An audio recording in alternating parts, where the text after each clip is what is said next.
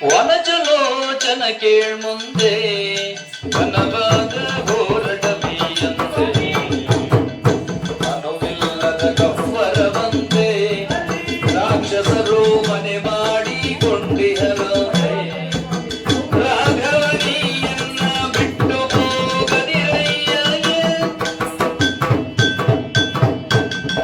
ಓ ರಾಘವ, ಸೀತಾ ನೀಯನ್ನ ಬಿಟ್ಟು ಹೋಗದಿರಯ್ಯ. ಈಗ ಬಂದಳು ರಕ್ಕಸಿ, ಕೂಗುತ್ತಾಳೆ ಆರ್ಭಟಿಸಿ. ಲಕ್ಷ್ಮಣನು ಎಲ್ಲಿಹರು ಏನು?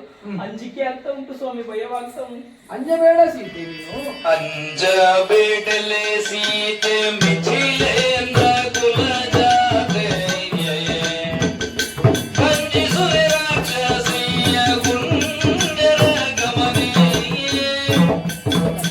ಕಣ್ಣ ಮುಚ್ಚಿಕೊ ನೀನು ಕಂಡರಂಜುವೆಯವಳೆ ಎನ್ನುಳಿಯ ಕೊಂದು ಮಣ್ಣ ಗುಡಿಸುವೆ ಸೀತಾ,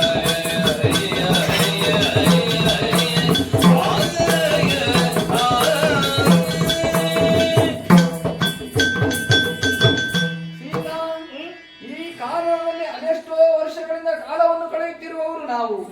ಆದ್ರೆ ಈ ಕಾನನದಲ್ಲಿ ಘೋರ ರಾಕ್ಷಸರು ಅಡಗಿಕೊಂಡಿರುವುದು ಸಹಜ. ನೋಡು, ಅವರ ಆರ್ಭಟವನ್ನು ಕೇಳಿಸಲಾಗುವುದಿಲ್ಲ, ನೋಡಲಾಗುವುದಿಲ್ಲ ಎಂಬುದಾದ್ರೆ ನಿನ್ನ ಕಣ್ಣು ಕಿವಿಯನ್ನು ಮುಚ್ಚಿಕೋ. ಅಷ್ಟೇ ಅಲ್ಲ, ಆದ್ರೂ ನನಗೆ ಭಯವಾಗುತ್ತದೆ ಎಂಬ ಹೆದರಿಕೆ ಇದ್ರೆ ಇದು ನನ್ನ ಬೆನ್ನ ಹಿಂದೆ ಬಚ್ಚಿಕೋ. ಆ ಹೆಣ್ಣು ಮುಳೆಯನ್ನು ಅತಿ ಶೀಘ್ರದಲ್ಲೇ ಕೊಂದು ಬಿಡ್ತೇನೆ, ಚಿಂತಿಸಬೇಡ.